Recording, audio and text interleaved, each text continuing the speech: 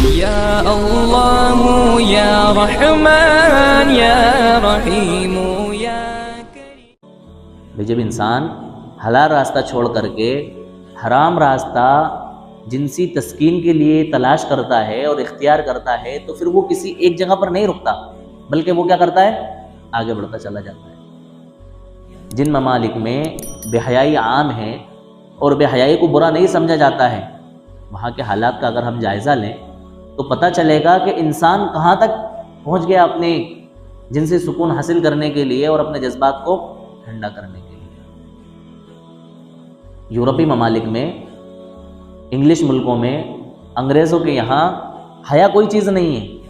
وہاں آپ راضی مرضی سے ایک لڑکا اور ایک لڑکی آپس میں اتفاق رائے سے اور دونوں کی خوشی سے، چاہے وہ شادی شدہ ہوں، جس کے ساتھ اپنے جنسی تعلقات استوار کرنا چاہیں اور جنسی تعلقات بحال کرنا چاہیں وہ کر سکیں، اس کے اندر کوئی روک ٹوک نہیں۔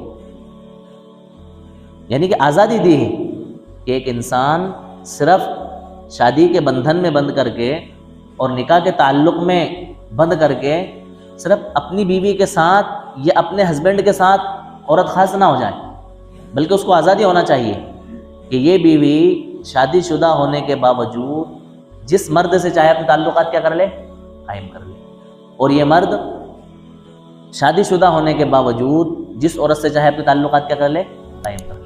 ایک دوسرے کے اوپر کوئی لان تان کرنے کا اور ایک دوسرے کو منع کرنے کا کوئی حق حاصل نہیں۔ یہ کہاں ہو رہا ہے؟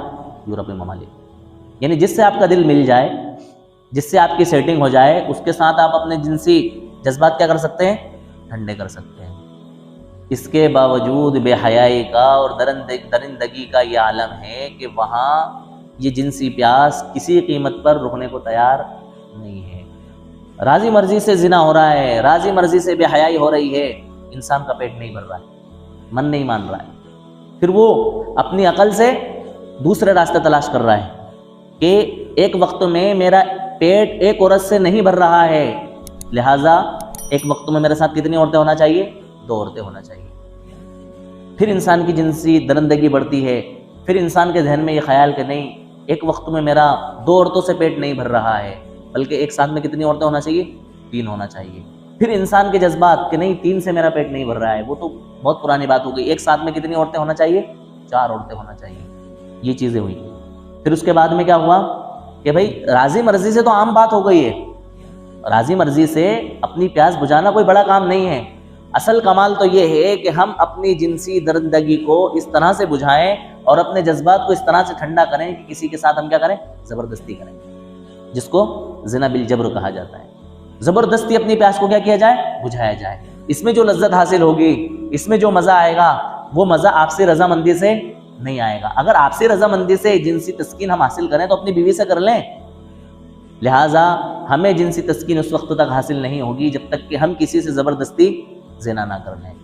یہاں پر بھی انسان کی جو ہے نا درندگی نہیں رکتی ہے، بلکہ اس سے آگے بڑھ کر کے یہ راستہ اختیار کیا کہ زبردستی کسی کو جنسی درندگی کا نشانہ بنایا جائے، زبردستی اس کے ساتھ زنا بالجبر کیا جائے اور زنا کرنے کے بعد میں اس کو قتل کر دیا جائے۔ کیا کر دیا جائے؟ قتل کر دیا جائے۔ دیکھیں آپ، جو انسان انسانی راہ رو سے ہٹ جاتا ہے، انسانی راستے سے نکل جاتا ہے، وہ انسان اپنی درندگی کی پیاس بجھانے کے اندر اتنا پاگل اور اتنا دیوانہ ہوتا ہے کہ پھر وہ ایسے راستے اختیار کرتا ہے کہ زبردستی کسی خاتون کے ساتھ زنا کیا اور زنا کرنے کے بعد میں بھی اس کی پیاس نہیں بجھی تو اس کو کیا کر دیا کہ اس طرح سے ہمارے دل کو کیا ہوگا؟ سکون حاصل ہوگا، ہمیں جنسی تسکین حاصل ہوگی۔